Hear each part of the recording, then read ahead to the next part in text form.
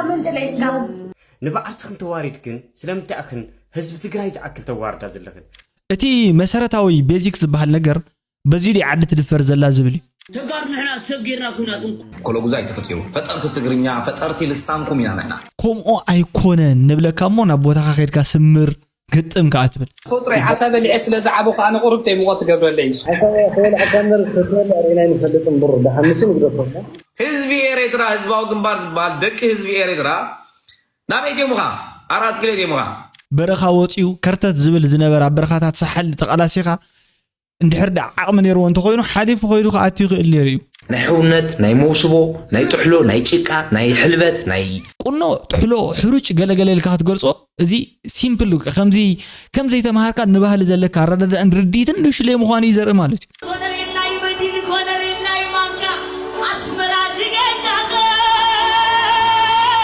حجي ابتي نسمع زلنا درف مالتي بروفوكينج يزبال انا ولا حنت ነገር ምንም ይረዳንኒው ህዝብ ገድል ክንድ ማለት ማኔ ገዳል جينا على حليمه عاو قالوا صنع على حليمه شغورو ما ودي حدا بارتي غزني يدير شباب حماق طنقالي تسمع خسق قميص مويت كسق شعبيان ويانن يحواجي انتي لو صايكا زقتل لك نشعبيا زي تقتل جمانم توم لبا مع سباتهم كنصر خلالو انا جنبلات اب اسر بيت مسلحنا عي ناي بحق حقوستي سوم كاني ارترا حمام اسكم راتاتهم برسكم اسكم تمصناصنت يلي سلام تعنا هبلي كما لكم كما يتقنيو كبرات فتوات تخاتلتي شدن رياكت سوان انه لو معنتون كم تلمود بحدش فيديو تراخيبنا لنا كساب موداتا مدب مسانا صنحكم ما موداتا دما شرف لو سلتبلون نابكالي سلتباصحون ازي زمسكن مالتيو نامنا لو معنت فيديو قدم حلافنا حدش نزخونكم سبسكرايب كتغبرو انت تبابعكم سبسكرايب وروعكم لذا channel حوات واو يس نبارات تخونكم صعبتين تخاتلتن دما مالتيو ابزي channel زلكم هناصاي زخونه رئيتو እንዳገደፍኩም ላይኪዱ مالتيو كمنا لو معنتي هناص رئيتو تاتسك حنت نوسد شدن رئيس كوليت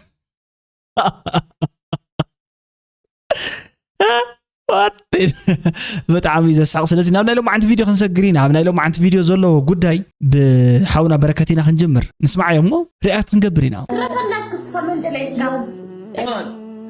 ما عيني سبحان كين فينا ينقو طعمنا همسك بحق تقارن احنا تسجيرنا كنا دلا يولي دلا يولي كنا انا زغرمني نزحونا زي تصرف سبات كو تلو انا بتعم كابز حزنني نايزا حفتنا امقله خوينا بيانس كو بيانس نتا كوفيلا تزاربا زلان مريت نتا تصلا زلا غزا اذا غزا زي اكوفيلا تلازنيتو امقله اب تግራይ ውሽጥያ بيانس نتا غزا اصليلاتا لايف ኢትያታ كل ነገር ደኺማ መጽያ ትዕርፋ ገዛ መሬትን ከተخبራይ ካዓለትን ግረፎን ህዝብ ትግራይ ንባዓርትክን ተዋሪድክን ስለምታእክን ህዝብ ትግራይ ተኣክል ተዋርዳ ዘለኽን ንምታእክን ከንዘን ንጹሃት ደቀነስቲ ህዋትክን ዋጋ ዝኸፈላ ይእንተን ዝጠፋአ ይእጋረን ዝሰኣና ዋጋ ዝኸፈሉ TDF ይእንቶም ዝሰኣኑ ይእጋረም ዝሰኣኑስ ክብር ንዕኦም ተስእንዎም ዘለኹም ወይ ተስእና ዘለኽን زيتربح كلتا سلسته زاكلا دقنستيو مالتيو حراي ابز فيديو زلو ريتو تمبزحتو ريتو اخبروا عرسكم ديفند غبروا عرسكم كاحالو زبليو كم صبو ان نوصدو مالتي تزربا تخكلنيا منقد سلازخونه اتخالي فلي زبل نايت فيديو تحستو غن مالت اتا غوالن ستيت زيا مقله خوينا خمو تزاربلا انتاي كم زبلت قدم حجي تقالي ساري تقالستن بعلان يراتو لدي اينبرتلو انت هيوت بخم حليفاتو نفلطه امر يبلنا مالتي ስለዚህ كنزارب كلنا نحنا بينتنا سينسوف هاجر ወይ ካሲንሶፍ ናትና ያታዓዲ ጥራሕና ምስሎ ንስኻትኩም ተዛሪብኩም ትክክል ይኮነ ዝመስል ካልኣይ ተዘረባ ካፍቲ ወዲ መጽ እምበር ካብ ኣይኮነን መጽ ንስዩ ከምዚ ዶ ከምዚ ጌርናልኩም ዝብል ዘሎ ከምኻ ንውሪ ኣብ ጌም ትጫወት ኣለኻ ላይቭ ኣትየሎ ማለት ንስኻ ግብረ መልሲ ይህባሎ ሕጂ ንሳ ክትብሎ ዘለዋ ክትጻረፉን ኣይኮነን ዘለዋ ከተረዶ እዩ ዘለዋ ክበሃል ከምዚ ይብሉ ኣይኮን ካ ንስኻ ክትዛረብ ዘለካ ክበሃል ይኽእል እዩ ክደረፍ ይኽእል ዋትኤቨር درفكو إندا إديو كأيو حجر كيا مالتي بقى من دلائي قلقل تدرس حجر كيا نسخة مالتي دي افتيل أنا يقدر يكدرف كدرفو يخليه كون نحر أنا جيم كوينو جوتا نحر نسحق نقال على نيرنا خوينكا كدرفو إيه كدرف اللي يخليه يزي قليل نجاري أتي مسارتاوي بيزكس بهالنجار بزيدي عدة الفرز اللازبلي حق دي بخمزي قالات تطنققنا هيوت اندنبرنا عد تدفيرا قليلنا نحنا نزارب عدي تغرالاي نيرو تمالي وي مستغرالاي بتغرالاي شوما ጭብር ቢሩ ካብ እስር ቤት አምልጡ ሰባት ዝቀትል ሰብ የለን ሕጃቡ ትኩረት የተገብረ ንስሓብ ካሊ ማለት ሓንቲ ጓል አንስተይቲ ክትዛረብ ከላ ናይ አፍ ወለምታ አፍሲ ካብ እግሪ ንላዕሊ ዕንቀፍ ዝብሃል ተዛሪባ ወይ ዝኾነ ቃሊልካ ክሳብ ክንዱዚ እዚ ዓዲ መዋረዲት ክብረ ይብልክን እሽትለይ ገለ አለታ አይለ ኣብ ላይቭ ኮይኑ ተዛሪቡ ስለዚህ ተዛረበ ንሳኻ ታዩ ክትምልሰሉ ትክል ትኸውን ወዓለት ቪዲዮታት ንወዓል ቆሪስኩም ተምጽኦ ካላይ ከዓ አይደርፍኒ ኖሮ ከምዘ ይባሃሉን ኢላ ብስተፈለየ መልክዑ ከተረድኦ ትኽእል ያ ትደርፍ ማለት እዩ ምክንያት ትደርፊ ንመልዓልን ኤጌንስት ሓደ ህዝብ ኮይኑ ስለዚ ተደረፈ እንድሕር ተደሪፉ ከዓ በቃ ምንም ክትገብር ኣይትኽእልን ትገርፎ ትኽእል ኢኻ ማለት እዩ ኣይትደርፍኒ ኢኻ ሓተካ ይኽእል እዩ ትምሕታት ኣቕልል ለቢልና ክንሪኦ ይዝግባና በእንትና ንሕና ኣይኮናን ተቆርቆርቲ ወይ ከዓ ስምዒት ስምዕና ማለት እዩ ኣብዚ ኣመና ጽቡቕ ዘረባ ተዛሪብካ እንዲኻ ግን ትክክል ኣይኮነን ዝብለካ ኣነ ቦገኔ ማለት እዩ ተውዒልኩም ትሰምዑ ኮይንኩም ብምንታይ ደለኒ ትግርኛ ንዛረብ ብትግርኛ ብፍላይ ብዙሕኩም ትዛረቡ ሰው ትግርኛ ፈጠርቱ ንሕና ምዃንና ነገርናኩም ኢና ኣበይ ከም ዝተፈጠረ ሎጎ ሳርዳ ዝበሃል ቦታ ኮሎጉዛ ይተፈጥሩ ፈጠርቲ ትግርኛ ፈጠርቲ ልሳንኩም ኢና ንሕና ኣነ ንስኻትኩም እንዳበልካ አይታወኸን ሞ መጀመርታ ንኡስ ሓወይ ሎጎ ሳርዳ ቋንቋ ትግርኛ ተፈጢሩሉ ዝብል መጽናዓት ይረኸብካን ኣብ ሎጎ ሳርዳ ኣከለጉዛ ይዝርከብ ሎጎ ሳርዳ ዝተባሃለ ከባቢ እቲ ጥንታዊ ዝኾነ ስክሪፕት ወይ ከዓ ጽሑፍ ተረኺቡ ዝብል ተዛረባ ተረዲካ ዲዩ እሺ ስነኹዓቲ ሓደ ነገር ዝተረኸበሉ ቦታ መበቆል እዩ ወይ ከዓ ኦሪጂን እዩ ይዛረብ ከምኡውን በሊልካ ተዛረብ ትኽእል ኢኻ ማለት እዩ ኣምጻእቲ ናይቲ ሎጎ ሳርዳ ስልጣነ ኣብቲ ሎጎ ሳርዳ ከባቢ ምድረቡር ታሕታይቡር ላዕላይቡር ገለ ትብሎ ዘለኻ ኣምጻእቱ ናቱ ስልጣነ ንሱ ኣብ ከባብታት ይሓ ደኣማት ተባሂሉ ጽዋዕ ከባብታት ዘሎን ብፍላይ ከዓ እቲ ክሳብ ሕጂ ሂስትሪኡ ካብ ዘይበረሰ ታሪኻዊ ቦታ ቅድሚ ኣኽሱም ንላዕሊ ዘሎ ከባብታት ይሓን ካልኦት ናይ ማይ ድራሻ ከተማታትን ወይ ከዓ ከባብታትን ዘለዉ ተጸዋዕቲ ናይቲ ታሪኽ እዮም ስለዚ ነቲ ታሪኽ እዚ ዝፈጠረ መበቆል ስልጣነ ከም ዘለዎ እንድዩ ዘይሓስካ ኣይብለካኒ ኣነ ምክንያቱ ናትካ እዩ ግን ኣመናት ጃህራት ኣይደኻ ጌርካ መሲልካ ሰማይ ክትስቀል ደሊኻ ክነውርደካ ኢና እዩ ከምኡ ዝበሃል ነገር የለን ትኽርከም ማዕረ ህዝብኻ ትኸውን ምንም ኢንፌሪዮሪቲ ኮምፕሌክስ እንድሕር ዳሊካ ኮይኑ ንታሕቲ ስምዕካ ተኮይኑ ንዑ ንክትሽፍን ላዕለዋይ ክትከውን ትደሊ እንድሕር ዳ ኮይንካ ነይኒ ንነግረካ ማለት እዩ ታይና ንገብረካ ንሕና ከምኡ ኣይኮነን ንብለካ ሞ ናብ ቦታኻ ከይድካ ስምር ግጥም ከዓ ትብል ሎጎ ሳርዳ እወ ትክክል ኢኻ ሕጂ እውን ኣብ ናይ ትግርኛ ቋንቋ እቲ ናይ ቀደም ስክሪፕት ዝበሃል ናይ ብራናታት ጽሑፋት ዝተረኸበሉ ቦታ እዩ ካብቲ ስክሪፕት ንሱ ብላዕሊ ብተመሳሳሊ መልክዑ ብስነ ህንፃ ብስነ ምርምርን ካልኦት ናይ ሕክምና ውፅኢታትን ዝብልዓን ዘይብልዓን እኽሊ ፈሊኻ ምፍላጥን ዘይምፍላጥን መሸላዲኻ ትበልዕ ነርካ ንስኻ ወይ ከዓ ከምጤል ሳዕሪኻ ክትበልዕ ነርካ ብይን ዘቐመጡልካ ወለድና ዝርከቡሉን ብደንቢ ናይ ትምህርቲ መሰረት ዝነበረ ከዓ ይሓሉ ስለዚ ላዕላይ ቡሪልካ ታሕታይ ቡሪልካ ኣብኣ ትመቃቅልን ክትፍትን ዘለኻሲ ንሕና ኢና ረከብትኹም መምጻት ንስኻ መን ኢኻ ኣነ እየ ትብል ዘለኻ ነበይንኻስ ኣነ መን እየ ትብል ዘለኻ ንስኻ እንታይ ኣብኡ ጥቕሉል እንዲኻ ነርካ ብትሰልጣነ ንሱ መምጻቱ እኮ እዮም ናይቲ ስልጣነ ኣኽሱም ናይቲ ኪንግደም በይነይ ከዓ ክትብል ጀሚርካ ጌርናልኩም ከዓ ትብል ኣለኻ ንሰምዐካ ኢና ትዛረበሉ ትራሃደሉ ቋንቋ ንሕና ኢና ፈጢርናሉ ኣብዚ ኣኽሊ ጌርና ዘተዛረበ ምፅኢልካ ሲካ ንሸይ ታሞተርካ ዝዕለብላ ንሸይ ሃቲ ተፈጥሮ ዓሳ በሊዐ ስለ ዝዓበኹ ኣነ ቁርብተይ ምቆ ትገብረለይ ስኩዛ ቦልፋቦና ዓሳ በሊዐ ዓብይ ፊያ ምቆት ኣለኒ ዓሳ ኮል ዓሳመር ከተል ኣሪና ንፈልጥ ምብር ዳሓምስን ግደፈና እጂ ተዛረብ ኣብዚ ወሓለልናያ ክብላት ጻሕሊ ዓጥና ዝበሃላ ዘራረባታትኩም ትሰምዑ 4 ዕሸላት ገና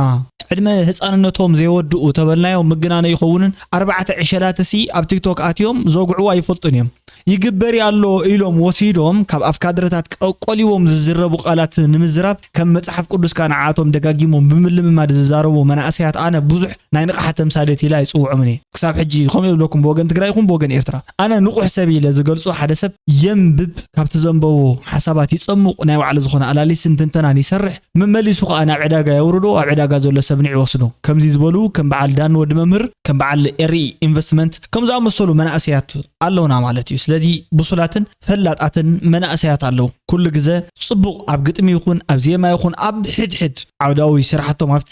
ዝሓዝዎ ነገርሲ ዘምሕረሎም ዘጸብቆሎም ንዕኦም መርኣያ ክንገብር ንኽእል እንዲና ግን መርኣያ ዋላ ድሓነ ንብሎም ኣብቲ ቲክቶክ ስለ ዘለዉ ከዓ ንሶም ስለ ዝባሓትዎ ከምዚ ናይ ባሕተላይ መንደር ስለ ዝኾነ እቲ ቲክቶክ ንእሽትለይ ካብዚኣቶም ውስደ ቢልና ንሪኦ ዘለና ዘረባ ንባዕልታ እዩ ዘመላኽት ንስኻ ዓጋመ ኢኻ ቆማሊ ኢኻ ገለገለ ዝብል ካብ ወገን ኤርትራ እንትመጽእ ንስኻ ተረፍ ዓሳ ኢኻ ዝብልካ ካብ ወገን ትግራይ ዝመጽእ ምዃኑ እዩ እዚ ቋንቋ እዚ ትርጉሙ መዓዘ እዩ ተማሂዙ ንምንታይ ከምዚ ተማሂዙ እንድሕር ዳ ኢለኩም ሩባ ነይራ ንእሽትለይሲ ክትገፍሕ እንዲያ ተደልያ ወይ ከዓ ታጉህምስ ናብ ዓበይቲ ሩባታትን ዓለም ዘቋርጽ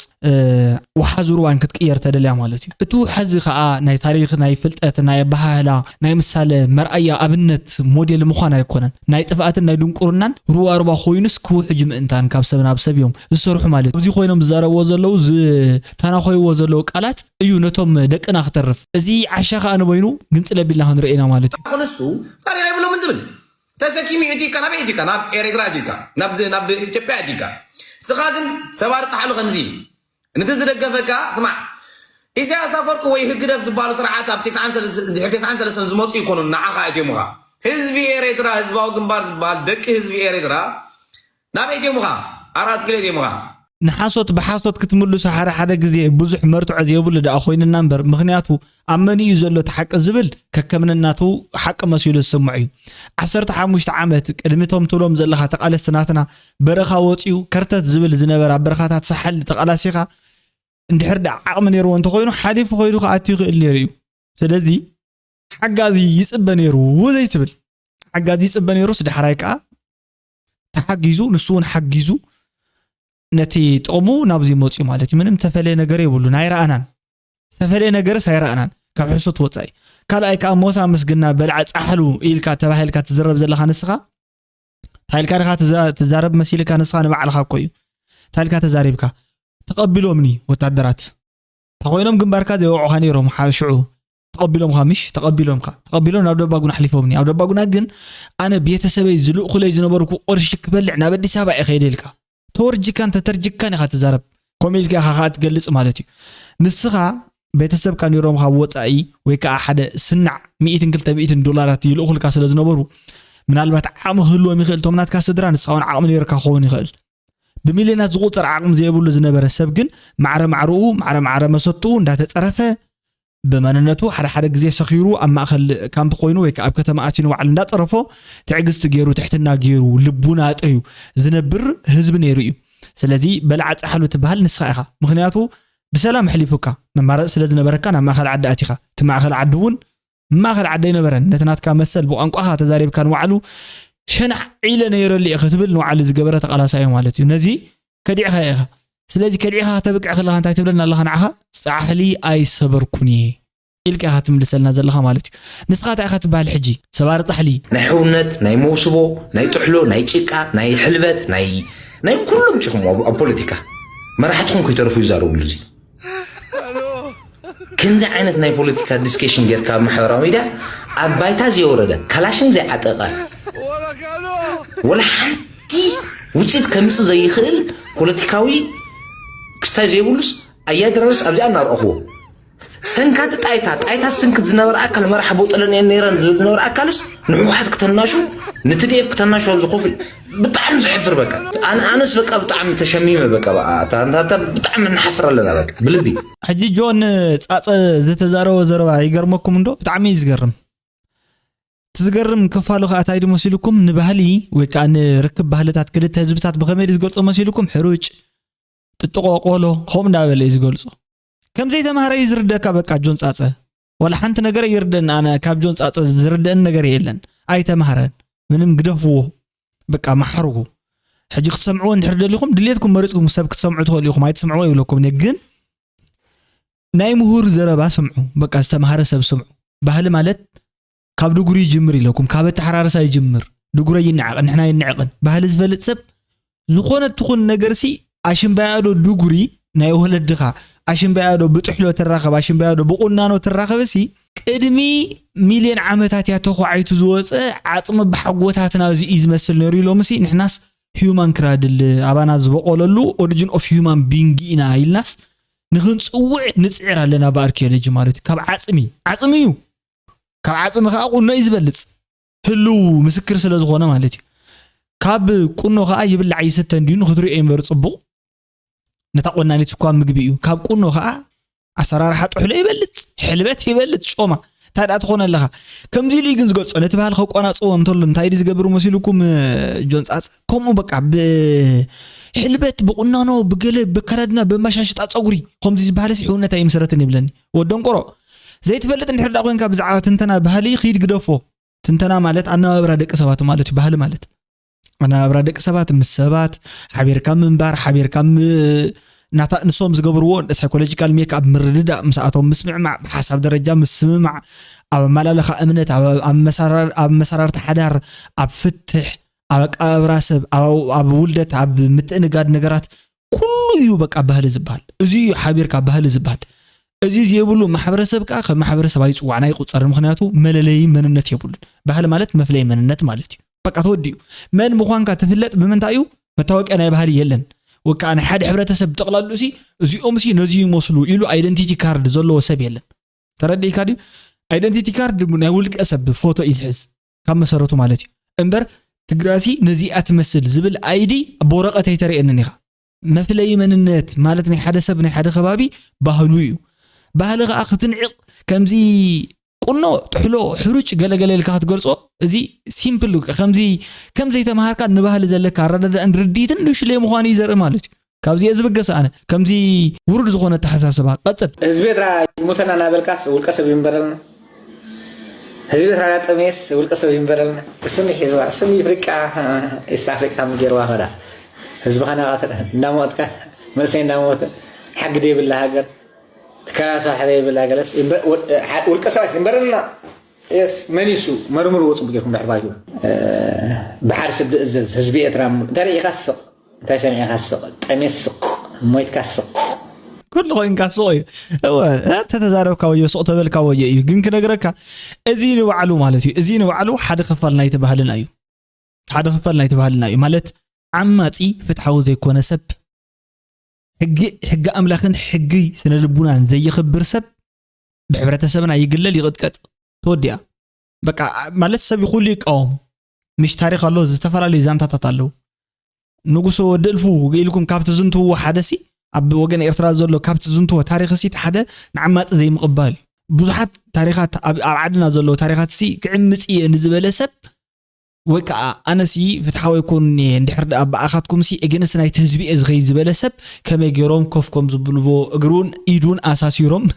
بسلام هوا من قدين انت خيلو صبق تذاكي إلو بشما قلتها تزاي تخيلو جن بفرسن بقصتن بوالتان أبيلهم كما يجرون دينو تعاتقهم تطوكم زبلويو زحبر الكامالتي زي عماس زي مقوام تايو أجنس بالغ مخاد مالتي مخنياتو بالان عنا عمت أي فكر زغون يكون سب حدا والكسب قبل على بوزحات سبات متيو كعمص ايفقدن يجب لك زلو ايفقدن حقي مسرت ايتيكس ناي ሃይማኖታዊ ስነ ምግባር ማእከል ዘጠቃለለ ስለ ዝኾነ ዝዓመፀ ሰብ ካኒ በደሉ ከፈጣሪ ወሃው ስለ ዝበሃል ቅድም ቀዳድም ዕቡይን ብስነ ልቡና ዝተተርጀገ ሰብን ኣይኽብርን ሳሲት ተቃዋሚ ከምዚ ደጋፊ እሂ ባህል ወለዲ ኣነ ብጣዕሚ ጠንቂቀ ዝፈልጥ ገለገለት ብለለኻ ምሽ ቀጽል ሻዕብያን ወያንን ይሕዋት እዮም ስለምከ ኤርትራን ትግራይን ሓደ ሓንቲ ትግርኛ ሳዕሳዒት እዛ ኮለለ ክበሮ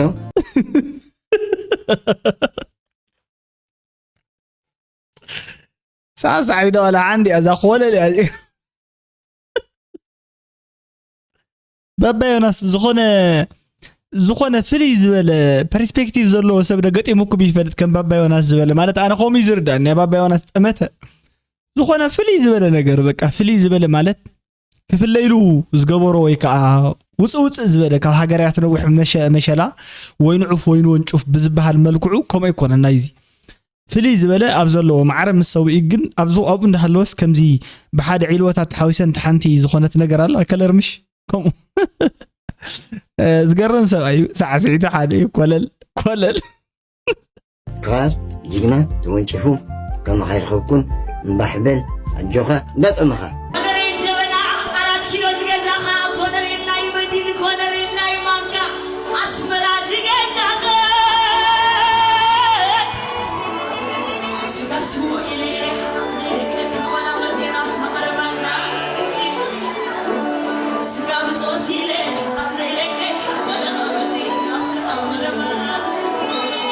حجي أبتي نسمع زلنا درف مالتي بروفوكينج يزبال أنا ولا حنت نجر من ما يرد أنني 20 قل من العامات هتكنجبر دلينا لنا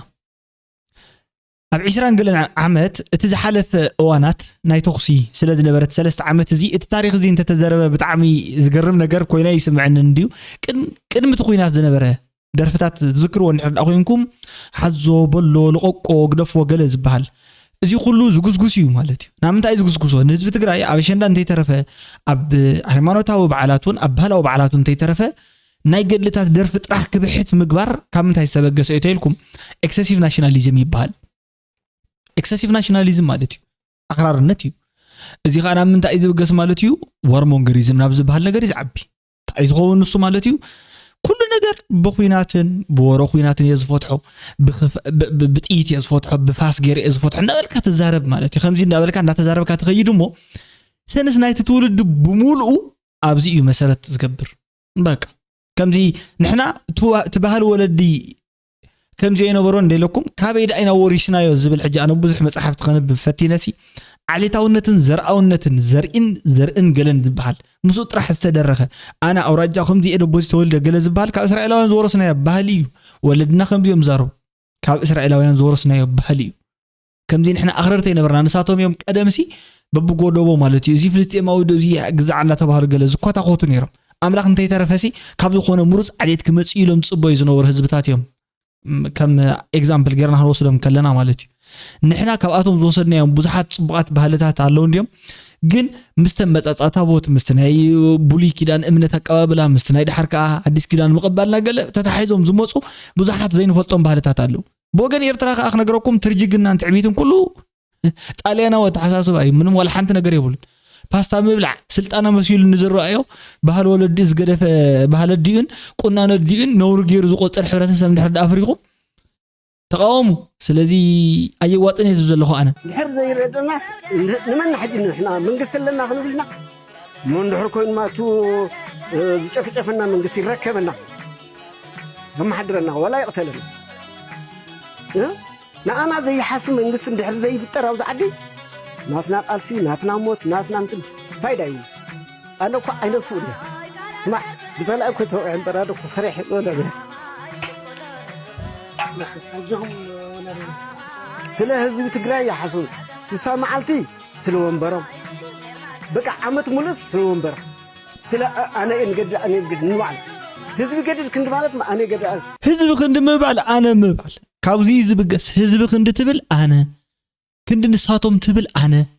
كنت نحنا الكا تزارب انا ندحر كوينو انا نتعبيت بقى زي تولد تعبيت كتاي تولد نقدم نودقت تقدم ودقت كل غعزو مالتي بخمزي خات جمرو شتحت حنا ملكا قلي خات غير كاوي كم زمص اير دكاني تاننت نو على تونبرنا وعلى يوردني لتساي كلهم يمن يوردني لهم كابز غرموكم اين وردن بقى اين وردن تونبر ندحر ورينا نحناس مويتنا اينا نركب مخنياتو انتي يو تتبايلغ تقم له بو غيركا خات تقم بو غيركا سنسلت بو غيركا ملتي مليونير هاتام تخون دحر تونبر تسين كاد اخموت اندي هاطف اندي اي ازي حيسكاس ازي ندادغفكاس انتي تبل بحال از خبر زلخو انس فتحوي فتحي يدلي تبلكاو انا كم جيلك اخا تزارب تنوري كابا خايز جمريو ግን በቃ የለን ዝሞተ ባህልና ምን ተحيزك ይخيد ንስኻ ናብ ዘይ ምዃን ይحيزك ዝخيد ንስኻ ተዘይ ኮይንካ ድማ መፍትሕናትካ ጸገም بتمساسال መንገድ ብዝመጻኻሉ ጸገም ብዝፈጠርካሉ መንገድሲ ፍትሕተና በይት خدني خازبل بحال አልበርት እዩ ዘዘክራት هذه ትግራይ ገጋው መጀመሪያ ጅግነቱ ተጽዮኩም ጅግነቱ ፎታይ ነጻነት ፎታይ حርነት አማን ህዝቡ አማን ቅጽማን መንግስቱ ደአምን መንግስቱ ለሐጋዝ ደጋፍ መንግስቱ እዩ ዋይ ህስነቱማ ግዛዕ ሃሊዩ አሜን ምሁር አይፎቲ ለውጥ አይፎቲ ነጻነት አይፎቲ حقي ሰላም አይፎቲ حقي زلعلم حد بارت كجزاء يدبل إذا حق رجاء يفوتي حق شلو تما كلكم مسجونتهم مع ولم تلموا هالي حلا شعب ما هذو ترى جينا على هاليما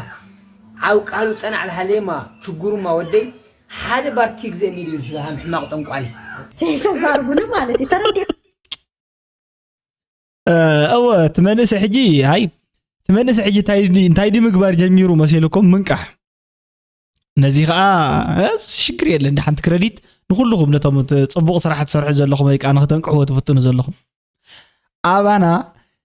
دنا قرينا مو دنقرنا سي بطعمي زتقعنا زلو الى حدا سبعي تزاريبو تاكيوم سبات بباጫ ملكع ايدوم زرغحون زنጨብጭቡ እንድሕር ዳሪኹም ኣብ ዓድና እዩ እተ ባህላ ከዓ ትማል ነጊሮኩም ነይረ ብዙሕ ግዜ ነጊሮኩም የምሽ ዘይ ምፍላጥ ዝፈልጥ ፈላጥ ዝበሃል ነገር ካብዚ እንዲ ዝብገስ ንሕናሲ ከምዚ ዝበለ ድሕረት ተተኺልና ፈላጣት መስዩሉ ዝስምዕና ዘሎ ሰብ ተቃሊሱ መጽኡ ነው ባዕሉ እንተ ይተረፈ ማለት እዩ እዚ ሰብ ይበልዕ ኢዶ እዚ ገለ እንዳበልና ክነጓይ ጸገም የብሉን ሓንቲ ጓል አንስተይቲ ተዓሚጻ ተደፊራ ክንቀትላ ጸገም የብሉን ከዛኒ ናይ መኽዚንን ናይ ንግድን ኣብ ንግድ ስራሕ ተዋፊርና ኣቁሑት ኣብ ውሽጢ ዓሽግና ህዝቢ ብጥሜትን ብዋጋ ዝቕባበ ወይ ከዓ ብኸምኡ ናይ ኢኮኖሚ ዝቕባበ ከጋጥም ተሎ ብናሃር ዋጋ ክሳቀም ምግባር ጸገም የብሉን እዚ ሽግር የብሉን ምክንያቱ እዚ ስልጣን እዩ ጸገም የብሉን እንታይ እዩ ራትሬስና ምንታይ ሒዝካ ኣቱ ኣይትፈልጥን ስምዐኒ ሲልካ ይብለካ ኮለኹ ኣነ ስምዐኒ ለኻ ዲኻ እዚ ጉያ ናይ ኣናፁ ቅድድም ይዝብሃል መወዳእታ መጻወድ ያለው ሃብትን የናውኢኻ ክትት ክትብል ድርግም ክትብል ኢኻ ተታሒስካ ኣናፁ ከምኡ ባህሪኤን ኢሎም እዮም ገሊጾሞ ትራትሬስ ዝበሃል ብኸምኡ ይመጽኡ ነቲ ዝጠነሰ ታንጭዋ አይብሉ ዘአረገ እንጭዋ አይብሉ ንእሽትለ አይብሉ እንዳተሰጋገሩ ተሓደብት ሓደ እንዳተጓዩኦም ዝኸዱሞ ናብ ዝብላዕ ጥራሕዮም ብቻ ጥረ ምራው ይሃለዎም መወዳእታ ከሰተት ኢሎም ዚኦም ኩሎም መወዳእቶም ኣጋምሸት ናብ መጻወዲኦም ክትት ይብሉ እዚ እዩ ኣብ ዓድና ከም ስልጣነ ተገይሩ ዝረአ ተማሂርካ ከመይ ኦይ ከመይ ዳ ትሰርሕ ለኻ ምንታይ ትሰርሕ ለኻ ገለ ሕጂ ናይ ኣካውንቲንግ ትምህርት ወዲኤ ብሓንቲ ዲግሪ ስራሕ ጀሚረ ኣለኹ ኣምንታይ ኣለኻ ኣብ ባንክ ኣለኹ ገለ ባንኪ ጽቡቕ እዩ ልቃሕ ገለ ገለ ማሻቸወልካ ንስኻ ከዳ ምንታይ ትሰርሕ ኣለኻ ኣብ መዘጋጃ ቤት ትሰርሕ ኣለኹ ከምዚ ማኒሲፓሊቲ ገለ ኣብ መሬት ዕድላ ገለ ይሰርሕ ኣለኹ ንስኻ በሊዕኻ ንምንታይ ኢኻ ንስኻ በሊዕኻ ዝብለካ ዘሎ ማለት እዩ ኣው ዓዳለ መሬት ኮይኑ መሬት ናይ ህዝቢ ጓሕጉሑ ክወስድን ብዘይ ተደልየ መልክዑ ዘህፍትም እዚ ስራሕ እዚ ንህዝቡ ዘገልግል አካውንታንት ኮይኑ ባላንስ ተረዲኡ ናይ ኢኮኖሚ ተረዲኡ ሳፕላይ ዲማንድ ነጽንዑ ሰባት ከመይ ገሮም ገንዘብ ከዓቁረለዎም ከመይ ገሮም አክሲዮናት ይኸፍቱ ገለገለ ዝብል ትምህርት ዘምህር ግን እዚ ድሕሪዩ ወላ ሓንቲ ትርጉም የብሉ ድሕሪያ ምክንያቱ እዚ አቋራጭ በቋራጭ ናቱ መንገድ ከቢድ ግደፈና ወጀኻ ንሱ ደሞ ይጽበ ንስኻ ታዲያ ትሰርሕ ለኻ በቋራጭ ከፍትም ገለ ይጽበ ኣለኹ ይብለካ እዚ ባህልልካ ዓቂብካ እንዳኸድካ እዚ ከም ንቡር ጌርካ እንዳቆፀርካሲ ደንቆሮ ኢኻ ኢሉካ ዝኾነ ሰብኣይ ከተንጨብጭብ ትኽእልዎ ተኾንካ ዘይተንጨብጭብ ጸገም ኣለዎ ዲ ተንጨብጭብ እኮ ይስሞኮ ማለ ደሞ ዓንቲ ፍኒታ ይደጋግም ኣለኹ ዓንቲ ወይ ምስ ሉልን የውዒለ ጣልያን ትደጋግም ነራ ማለት ኣነ ኻ ጣልያን ክማህር ደለለኹ ደንቆሮ ይሕማቕ ባይዘወይ ተረንዴት ማለ ባይዘወይ ካ ትደጋግም ኣላ እዚ ሕጂ እንታይ ይበሃል ንቕሓት ይበሃል ማለት ንነቅሕ ኣለና ማለት ተረዲእኩም ኣሎ ዶ ኣይተረደና ኣነን ኢሳያስን ማይን ጸባንና ማለት እዩ ይስኩም ኣለኹም ዶ ይረኣየኩም ኣለኹ ዶ እሺ ኣለኹ ዶ ወሽቃር ኣብ ጎንኻ ኣለና ትብሉ ነርኩም ኢሉ أنا سي كم زي أزول بقى كم زي أزول تسي بقى دس سيتولن ولا بقى زي لا بسرعة عندي يقول لنا لو عندين ماسك أنا علمنا كل ملختنا جوسي وفين تاخون زي ما سألناكم لو نحن كم زيان قاعد ما تصل زغنا نص أي مثلا جينا نمتم لبا مع السبات ممكن كنت أرخ خلاله جينا بسخاء أنا قداي كم سخون كاجر لو جنتا يقول له عد إنجليز كو شجر تبيل له أبغى كو شجر تبيلها كلها أبزيون كو يبيل له عندنا تبرجين نحمد كو بسن كتم فللا إيو دخيمو زدا خميل نقعد أبرتيعو قعد أحيلو بزياداتهم نتزخير زلو على سن الحردة زي أمينكم ناتكم غيركم زلهم كا بوبونكم نهجرف انتزابيتكم ما أخيلي تقارسي أبزوش تهزوز يخنقرك أخندي لبا مالو لأن حد صباحنا قوم ما يدورنا قاتلينا قلم لزبها الزرع ما فرارحي انتي نوصاي كذا قتل لك نشعبي هذه تقتل انا جنبلات اب اسر بيت مسلحنا عي ناي بحق حبستي لو مدو قتلو خونو الى كابت دجنو خم ناي بعسرنا يلك خم سلاز مصنخ حجي تنربي تنكف سلاز خونه او مسلحو اب اسر بيت ولا ينوح كمان اسر بيت ناي ايروباسي تمهارلو تبلعل نفاس ترخبل طبقات ترخبل اسر بيت ني عدنا كمان الله تاثير لهم حبستو تاثير ده يكون جنت حقي بيدلخ نغرك يا تخكلي ናይዳ ሰበይቲ ወግዒ ሪኢኹም ሞ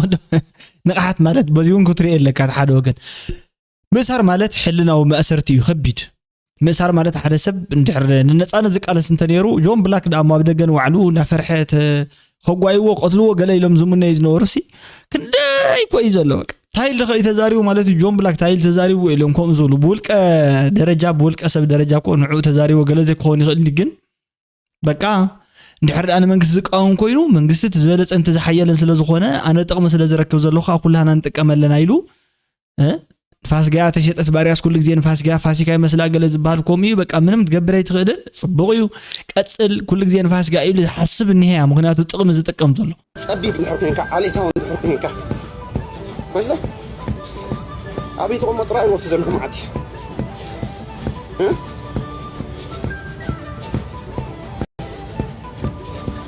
እሱም ከኣኒ ኤርትራ ሕማም ሒዝኩም ራታኣቱም በርስኩም ሒዝኩም ትመፁ ናፅነት የለ እሱም ሒዝኩም ትፈቱ መፁ ፍታሕ የለ ፍታሕ ካብ ሃይድ ይጅምር ናፅነት ካብ ሃይድ ይጅምር እቲ ህዝብኻ ትደልዮ ኣባኻ ከተንፀባርቆ ሓቀይ እሱም ትደልይዎ ተንፀባርቅዎ ኣሎ ድሌትኩም እንታይ ከም ዝኾነ ብግልፂ ንሪኢኩም ኣለና ሰብ ነቲ ዝደልዮ ይዛረብ ነቲ ዝደልዮ ዝፅሕፍ ነቲ ዝደልዮ ጽቡቕ ኣባሃላ ሰብ ነቲ ዝደልዮ ይዛረብ ነቲ ዝደልዮ እዩ ዝፅሕፍ ብዙሓት ሰባት ዝፅሕፍዎ ዘለዉ ከዓ ነቲ ዝደልይዎ እዩ ማለት ሓደ ዝኾነ እከለ ዝበሃል በዓል ስልጣን ኣብ ስልጣን ይፅንሓልና ዝብሉ ሓደ ይውረደልና ሓደ ይደይበልና ዝብሉ ነቲ ዝደልይዎ እዮም ፅሕፉ ዘለዉ ነቲ ዝደልይዎ እዮም ዛረብ ዘለዉ ቀሊል በቃ እንታይ ዝብለኩም ዘሎ እቲ ዝደልይዎ እንታይ እዩ ንሱ እዩ ክበልዕ ክሰቲ ኣብኡ ክኾነ ኣለዎ ክፅጋዕ ክኽእል ኣሎ ሰሪሐ ለፊዐ ደኺመ ተዘሪበ ወሪደ ተማሂረ ኣፅኒዐ ደፍተር ገለ ዝበሃል ገንፂለ ገናፂለ እንተኽኢለ እንተዘይክኢለኸ ካሊእ ጉልበተ ሕጊረ ከምታት ሰሪሐ ገለ ክነብር ገለ ዝበሃል የለን በቋራፂ ዝብለካ ክሳድኩ ክሳብ ትቁረፅ ከዓ ናብታ ቋራፂት ኣቶ ኣብ መወዳእታ ታው መፃወሪ ኣላ ኢለኩም ኣላ ኣይትምሕረካንያ ንሳ ከዓ ከባድ እያ ብዝኾነ ናይ ሎማዓንቲ ቪድዮ ነዚ ዝመስል ነይሩ ክሳብ መወዳእታ መደብ ተኸታተልኩሞ ሃናፂ ዝኾነ ርእይቶ እንድሕር ዳልይኩም ኣቕምጡ ኣብዚ ናይ ኮሜንት ቦታ ብሓሳብ ክትምጉቱን እንተኽኢልኩም ከዓ ሓሳብኩም ኣብግለፁ ኣይነ ምጉት እንትብሉ እንድሕር ዳ ኮይንኩም ወዳሓንኩም ሰላም ቀኒዩታ ኣይትፍርሑ ንሓሳብ ከም ማይ ወይ ከዓ ከም ጥይት ዝፈርሕ ትውልድ ክህሉ የብሉን ሓሳብ ብሓሳብ ልዋም ቅነ ንሕና ቀኒዩታ ውድላይት ንሕና ሕደርታ ሓዋት ኢማንስቱ እዩ